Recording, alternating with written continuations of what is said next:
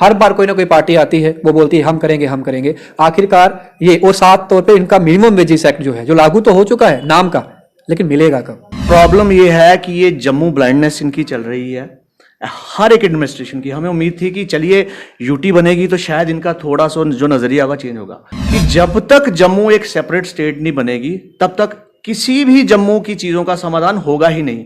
क्योंकि पहले कश्मीरी हमारे बिहाफ पे फैसला करते थे, अब लोग जो ब्यूरोक्रेट्स हैं, ब्यूरोक्रेसी है या एलजी साहब हैं, वो भी सब बाहर के हैं, उनको जम्मू की सेंसिटिविटीज का, जरूरतों का कुछ पता नहीं।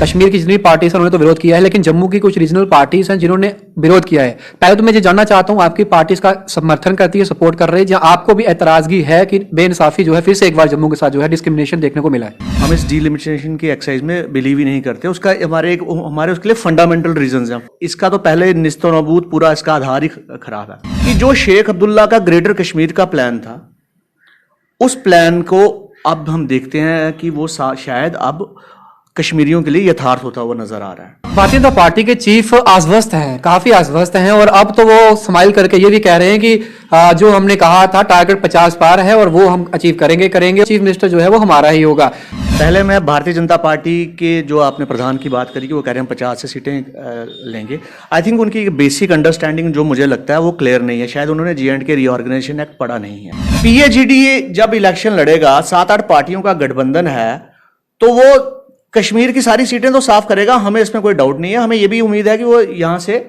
मतलब बदकिस्मती की बात है कि यहां से भी 10-12 सीटें ले लेगा। ये 50 कहां से लेंगे, इनका गणित मुझे समझ में नहीं है। आप इनसे क्वेश्चन करिएगा ये गणित होता क्या है। तो ये भी है ना कि बॉर्डर के लोग जो हैं वो क्या सिर्फ गोलीबारी के शिकार, जहां फिर उनको वोट बैंक के लिए इस्तेमाल किया जाएगा, सिर्फ उस चीजों के लिए बड़े बड़े ऐलान कर दिए जाते हैं उनके लिए। लेकिन एक उनको एक चेतावनी दे देता हूं कि आप एक सिविल और पॉलिटिकल बैकलैश के लिए तैयार रहिए। अगर आपने ये तुगलकी फरमान वापस नहीं लिया तो जो बच्चे देश पे जान न्यौछावर करने के लिए तैयार बैठे हैं, आप उन बच्चों को मार मार के ये बोल रहे हैं कि हम आपको ये हक नहीं देंगे। जय हिंद, आप देख रहे हैं बाहु एक्सप्रेस और मैं हूं आपके साथ शुभम लंगे। जम्मू कश्मीर की राजनीति के अंदर अब एक नया अध्याय लिखने जा रहा है, ऐसा राजनीतिक विशेषज्ञ कह रहे हैं। ऐसा इस वजह से कह रहे हैं क्योंकि डिलिमिटेशन कमीशन जो है उसने अपनी रिपोर्ट जो सबमिट करी, जितने भी एमपीज थे जम्मू कश्मीर के, हालांकि कुछ पार्टीज ऐसी हैं जिन्होंने विरोध किया है, सिर्फ एक मात्र भारतीय जनता पार्टी ऐसी है जिसने समर्थन किया है। अब क्या कुछ आगे की रणनीति रहेगी और किस तरीके से जम्मू कश्मीर के अंदर सूरत हाल बदलेंगे ये तो वक्त बताएगा। लेकिन इस समय कुछ ऐसे मुद्दे हैं जो चर्चा का विषय भी बने हुए हैं और लोग काफी परेशान हैं। वो चाहते हैं कि इन मुद्दों का जल्द से जल्द हल हो। उन सभी मुद्दों पर और तमाम जम्मू कश्मीर की राजनीति हलचल पर बात करने के लिए हमारे साथ एकजुट जम्मू के जनरल सेक्रेटरी हमारे साथ हैं अश्विनी शर्मा जी। सीधे उनसे बात करूंगा और जानने का प्रयास करूंगा कि आखिरकार उनकी पार्टी इन सबको किस तरीके से देखती है। सर, सबसे पहले तो आपका स्वागत है बाहु एक्सप्रेस। धन्यवाद। अश्विनी जी, सबसे पहले तो मैं आपसे ये जानना चाहूंगा, शुरुआत में करूंगा डिलिमिटेशन कमीशन से, जो रिपोर्ट सबमिट करी गई है और कहा जा रहा है सिर्फ 1 महीना लगेगा, उसके बाद हम फाइनल कर देंगे। ये काफी उस तरफ तो नहीं जा रहा इशारा कि अब जल्द ही चुनाव भी जम्मू कश्मीर के अंदर हो सकते हैं। और जो रिपोर्ट सबमिट करी गई है उसमें 6 सीटें का प्रावधान जम्मू के लिए है और 1 सीट जो है वो कश्मीर के लिए की गई है। कश्मीर की जितनी पार्टीज हैं उन्होंने तो विरोध किया है, लेकिन जम्मू की कुछ रीजनल पार्टीज हैं जिन्होंने विरोध किया है। पहले तो मैं ये जानना चाहता हूं, आपकी पार्टी इसका समर्थन करती है, सपोर्ट कर रही है, जहां आपको भी एतराजगी है कि बेइंसाफी जो है फिर से एक बार जम्मू के साथ जो है डिस्क्रिमिनेशन देखने को मिला है? देखिए, आपको शुभम जी ये काफ़ी देर से पता है कि इस पूरी डीलिमिटेशन की एक्सरसाइज को हम एक फार्स मानते हैं।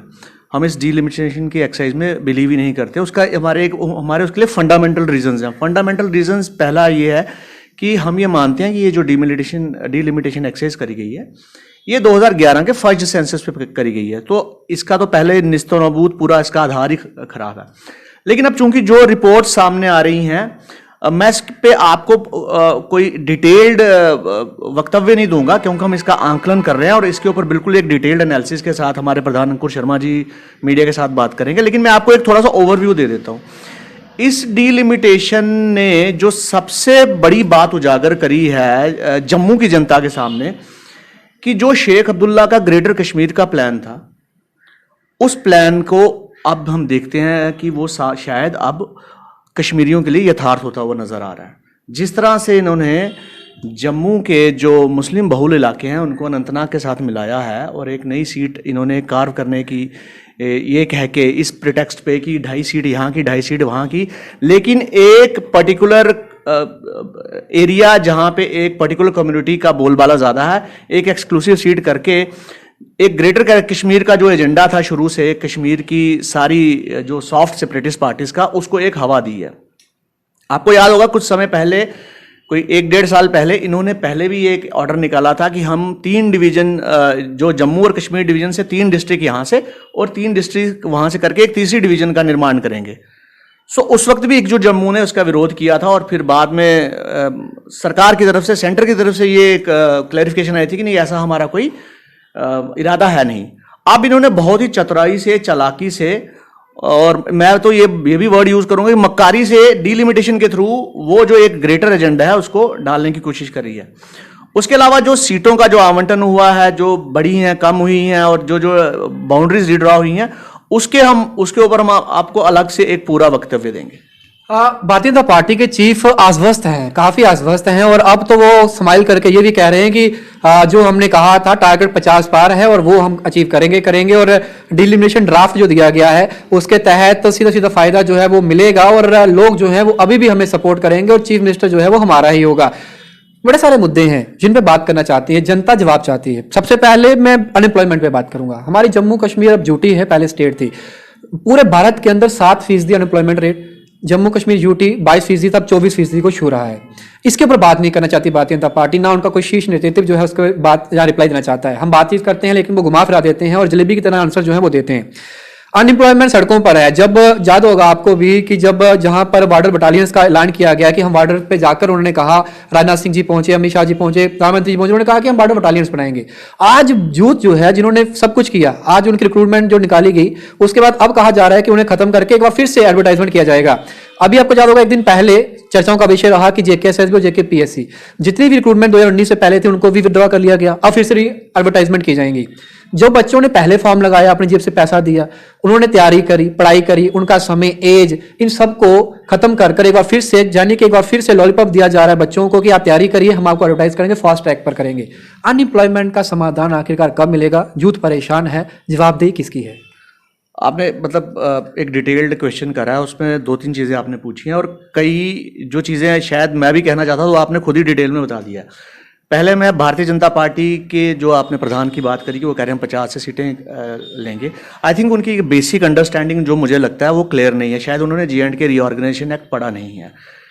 पहले तो ये जो खबरें आई हैं डिलिमिटेशन से कि 43 सीटें यहाँ होंगी, 47 वहाँ होंगी, राइट। और उसमें से जम्मू प्रोविंस में कुछ इलाके ऐसे हैं जहां पे यूजुअली कश्मीर की जो सॉफ्ट सेपरेटिस्ट पार्टीज हैं उनका बोलबाला ज्यादा रहता है। लेट्स फेस द रियलिटी, है ना। अब PAGD जब इलेक्शन लड़ेगा, 7-8 पार्टियों का गठबंधन है, तो वो कश्मीर की सारी सीटें तो साफ करेगा, हमें इसमें कोई डाउट नहीं है। हमें ये भी उम्मीद है कि वो यहां से, मतलब बदकिस्मती की बात है कि यहां से भी 10-12 सीटें ले लेगा, तो 61 सीटें तो वो ले लेंगे। ये 50 कहां से लेंगे, इनका गणित मुझे समझ में नहीं है। आप इनसे क्वेश्चन करिएगा ये गणित होता क्या है, कैसे सेट बैठता है ये गणित। दूसरी चीज, जहां तक बात रही ये जो बच्चों के साथ ये जो कर रहे हैं, जब रीऑर्गेनाइजेशन हुआ स्टेट का और यूटी बनी तो इन्होंने ये वादा किया था कि 50,000 नौकरियां देंगे, और 31 अक्टूबर 2019 तक की जो JKPSC की, SSB की नौकरी थी, वो 1500 नौकरियां को इन्होंने एडवर्टाइज करी थी, जो अभी इन्होंने विड्रॉ करी हैं। मान के चलिए कि एक मेरा अपना मानना है कि यहाँ एक पोस्ट ले 200-200, 400 लोग अप्लाई करते हैं, और इनके इस फैसले से कम 3-4 लाख बच्चे हैं जो प्रभावित हुए हैं। उसमें से कई बच्चे ऐसे होंगे जो ओवरेज हो चुके हैं, कई बच्चे ऐसे होंगे उन्होंने जिनके पास कोई और वायबल ऑप्शंस होंगे, बिजनेस कर लेते हैं, अच्छा कहीं बाहर MNC में जॉब मिल सकता था लेकिन नहीं, हर बंदा ये प्रेफर करता है कि गवर्नमेंट जॉब करते हैं, उन्होंने वो अपॉर्चुनिटीज मिस कर दी।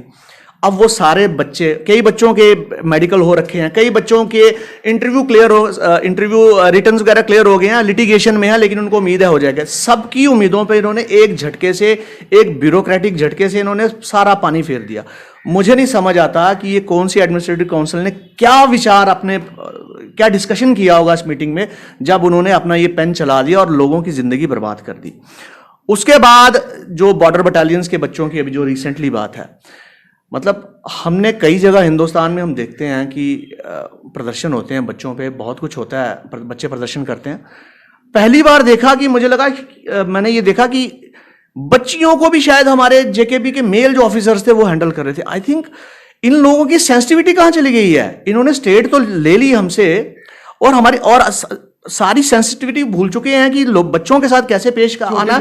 और ऐसे बच्चे जो सिक्योरिटी एस्टेब्लिशमेंट में नौकरी की बात कर रहे हैं और देश की रक्षा का जो वचन उठाने वाले हैं। सो आई थिंक ये जो गवर्नमेंट है, ये जो अभी एडमिनिस्ट्रेशन है यूटी की, ये बिल्कुल इनसेंसिटिव है बच्चों के प्रति, जम्मू की आम जनता के प्रति, और एक ओवरऑल व्यू जो पूरा मुझे जो लगता है पूरा यूटी को लेके है। आई थिंक कोई हेजिमनी ये एक चलाना चाहते हैं, और शायद ये उसी चीज से ग्रस्त हैं जिस चीज से पुरानी 70 साल की सरकारें ग्रस्त थी, कि जब वो सरकारों में होती थी तो फिर वो किसी की नहीं सुनती थी, ना वो दिल्ली की सुनती थी ना किसी और की सुनती थी। जैसा कि आपको पता है, कल पीएमओ के मिनिस्टर साहब ने भी ये चीज कहा कि हमारी तरफ से तो कोई ऐसी डायरेक्शन थी नहीं कि आप इन पोस्ट को अबॉलिश करिए, विड्रॉ करिए। तो ये जो फैसला लिया यूटी एडमिनिस्ट्रेशन लिया, यानी they have put the ball in their court, so which means कि इनकी अपनी आपस की कोई कोऑर्डिनेशन नहीं है। सो मैं ये समझूं कि जो यूटी की एडमिनिस्ट्रेशन है, जो अपने पॉलिटिकल मास्टर्स हैं दिल्ली में, क्या उनकी भी बात अभी नहीं सुन रही? अगर ऐसा हो रहा है तो ये बहुत ही ज्यादा दुखदायक है और बहुत ही ज्यादा अनफॉर्चुनेट है आने वाले टाइम में समय में जम्मू के लिए। सवाल तो ये भी है ना कि बॉर्डर के लोग जो हैं वो क्या सिर्फ गोलीबारी के शिकार, जहां फिर उनको वोट बैंक के लिए इस्तेमाल किया जाएगा, सिर्फ उस चीजों के लिए बड़े बड़े ऐलान कर दिए जाते हैं उनके लिए, लेकिन जो बुनियादी जरूरतें हैं, जो जमीनी सतह की जो रियलिटी है वो बिल्कुल अलग दिखती है। बड़ी बड़ी बातें कहती है कि बंकर इस तरीके के रहेंगे, ये चीजें, फैसिलिटीज, पानी हर घर में, बिजली हर घर में, सड़क सुविधाएं, वो चीजें तो चली दूर की बात है। लेकिन जो वादा बच्चों को सपना दिखाया गया कि अब आपके सपने हम पूरे करेंगे, आपके लिए अलग बटालियंस बनाई जाएंगी, उन बटालियंस का आप हिस्सा होंगे और आप देश के लिए जो है वो अपनी जान तक न्यौछावर करने के लिए अगर आप में वो है काबिलियत है तो आप करिए, हम आएंगे। और बच्चे रोते हुए दिखे, वो देखकर हमें भी इमोशनल हो गए वो चीजें। वो बच्चे बोल रहे थे हमें गोली मार दीजिए, हम तो वर्दी के लिए कर रहे हैं, आप हमें मार क्यों रहे हैं? वो इस तरीके से बच्चियां बोल रही थी, बच्चे बोल रहे थे, उनको गिरफ्तार कर लिया गया है। यानी कि वहां पर जाकर बातचीत करने के बजाय इस तरीके की क्रूल नेचर जो था वो दिखाया गया जम्मू कश्मीर पुलिस द्वारा भी। देखिए, यूथ जो हमेशा होता है हार्बिंजर ऑफ चेंज होता है। आई थिंक या तो इस यूटी एडमिनिस्ट्रेशन की शायद मे बी ये प्रॉब्लम रहा है कि हमें कोई पॉलिटिकल इलेक्शन तो लड़नी नहीं है, तो हमको जो मनमर्जी चलानी है चला लें, हम अपने हिसाब से चलाएंगे। अगर वो इस मुगालते में हैं कि वो एक हेजिमोनिक तरीके से इस एडमिनिस्ट्रेशन को चलाएंगे, तो मैं उनको अपनी तरफ से, अपनी पार्टी की तरफ से बिल्कुल उनको एक चेतावनी दे देता हूं कि आप एक सिविल और पॉलिटिकल बैकलैश के लिए तैयार रहिए। अगर आपने ये तुगलकी फरमान वापस नहीं लिया तो आप कहने का तात्पर्य ये है कि जो बच्चे देश पे जान न्यौछावर करने के लिए तैयार बैठे हैं और नौकरियों के लिए मतलब 3-4 साल से इंतजार कर रहे हैं, आप उन बच्चों को मार मार के ये बोल रहे हैं कि हम आपको ये हक नहीं देंगे और आप उठ के यहां से घर चले जाइए और अपना हक मत मांगिए। जैसा मैंने पहले कहा, ये बहुत ही ज्यादा अनफॉर्चुनेट है। और आई थिंक मुझे ये लगता है कि जम्मू के अलग अलग संगठन भी, चाहे वो बार हो या कोई और चैम्बर हो या बाकी जो संगठन भी होंगे, वो भी इन चीज का संज्ञान लेने हैं और आने वाले समय में यूटी एडमिनिस्ट्रेशन को एक बहुत बड़ी बैकलैश फेस करनी पड़ेगी। आखिरी सवाल रहेगा मेरा आपसे, ये सवाल ऐसा सवाल है कि इसका ना तो उत्तर ना ही समाधान अब तक निकला है। बात करूंगा डेली वेजेस की। 60,000 थे, कहीं चले गए इस दुनिया से, कईयों की बाजू नहीं है। मैं पीडीडी की बात करूं तो कईयों की तो टांग नहीं है, कहीं अभी भी कल परसों की एक न्यूज़ सुन रहा था जिसमें वो पोल पर थे, वो इलेक्ट्रिसिटी से उनकी जान चली गई। ऐसे लोग भी हैं जिनके परिवार आज भी वो सही 6,000 से 7,000 के बीच में जो है उनको सैलरी वेतन मिल रहा है, और कईयों को तो मिलता भी नहीं, 6 महीने 7 महीने इंतजार करना पड़ता है। आज वो फिर से हंगर स्ट्राइक, आज फिर से वो स्ट्राइक पर आए हैं और बाहर आकर उन्होंने फिर से आवाज उठाई है कि हम जो है इंडेफिनिट स्ट्राइक करेंगे अगर आपने हमारी मांगे नहीं मानी। लेकिन समाधान कैसे होगा? खाली डेली वेजेस नहीं है, रेवरे खेल टीचर्स हैं, आंगनवाड़ी आशा वर्कर्स हैं, इसके अलावा एनएचएम के एम्प्लॉयज हमने देखा पिछले दिनों किस तरीके से उनके साथ बर्ता की गई हमारे एडमिनिस्ट्रेशन द्वारा। डेंटल सर्जन, बीएसएस सीएसएस के एस्पिरेंट जिनसे आपके प्रधान खुद मिलने गए थे, उनको भारतीय जनता पार्टी के नेताओं ने खुद डीडीसी में उनको वादा किया था। जब ये सारे लोग हैं, और साफ तौर पर कुछ परेशान तगमा ऐसा भी है जिनको रेगुलेशन पॉलिसी का इंतजार कर रहे हैं कि कुछ पॉलिसी हो, जो इतने सालों से फंसे बैठे हैं कश्मीर में, जो हैं डिस्ट्रिक्ट के विद इन डिस्ट्रिक्ट उनको पोस्ट मिलनी चाहिए, उनको वो नहीं मिल रहा। इन सब का समाधान कब होगा? कौन सी पार्टी ऐसी है? क्योंकि हर बार कोई ना कोई पार्टी आती है, वो बोलती है हम करेंगे हम करेंगे। आखिरकार ये, और साफ तौर पे इनका मिनिमम वेजेस एक्ट जो है, जो लागू तो हो चुका है नाम का, लेकिन मिलेगा कब? देखिए, घायल की घत घायल जाने और ना जाने कोई। मेरे को ये जो आपने डिटेल में सारी चीजें बताई, ये सारे एक सिम्टम है एक बिगर प्रॉब्लम का।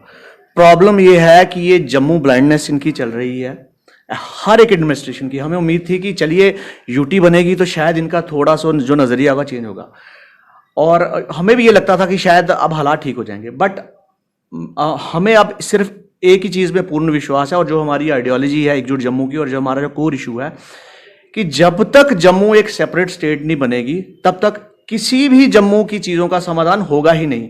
क्योंकि पहले कश्मीरी हमारे बिहाफ पे फैसला करते थे, अब लोग जो ब्यूरोक्रेट्स हैं, ब्यूरोक्रेसी है या एलजी साहब हैं, वो भी सब बाहर के हैं, उनको जम्मू की सेंसिटिविटीज का, जरूरतों का कुछ पता नहीं। आपको पता है Jammu is a capital, refugee capital of India, लेकिन एक चीज हो रहा है, Jammu is also daily Vaser capital of India. 60,000 daily Vaser है। मैं आपको यकीन से कह सकता हूं हिंदुस्तान के किसी भी और स्टेट में, यूटी में कोई इतने डेली वेजर्स होंगे नहीं। और ये बाय डिजाइन ये सारे जो डेली वेजर यहां पे करे गए हैं। कश्मीर में मोस्टली डेली वेजर्स जो हैं वो अभी तक एब्जॉर्व कर दिए गए हैं काफी, लेकिन जम्मू एक ऐसा स्पेसिफिक एरिया जहां पे इनको मजा आता है हर एक सक्सेसिव गवर्नमेंट्स को रगड़ा देने में। सो मेरा मानना यही है कि ये लड़ाई शायद थोड़ी लंबी होगी, इतनी जल्दी इसका समाधान होगा नहीं। एक संकल्प बन के एकजुट जम्मू निकल के आएगा इन लोगों के लिए। देखिए मैं तो अभी मतलब छोटा मुंह बड़ी बात है, बट कभी हमें मौका मिले सरकार बनाने का तो मैं आपको पूरे विश्वास के साथ कह सकता हूं कि पहला ऑर्डर ये होगा कि इन लोगों को रेगुलराइज किया जाए। बिकॉज कितनी देर ये लोग तड़पेंगे। मेरे अपने कई जानकार, अपने मित्र जो हैं जो 15-15, 20-20 साल से, और उनको 1-1, 2-2 साल सैलरी नहीं मिलती और मिनिमम वेजेस जो इनका वादा किया जाता है कुछ नहीं मिलता। सो आई थिंक ये एक बहुत बड़ी प्रॉब्लम है जो सोसाइटी में एक बीमारी बन गई है जम्मू की सोसाइटी में।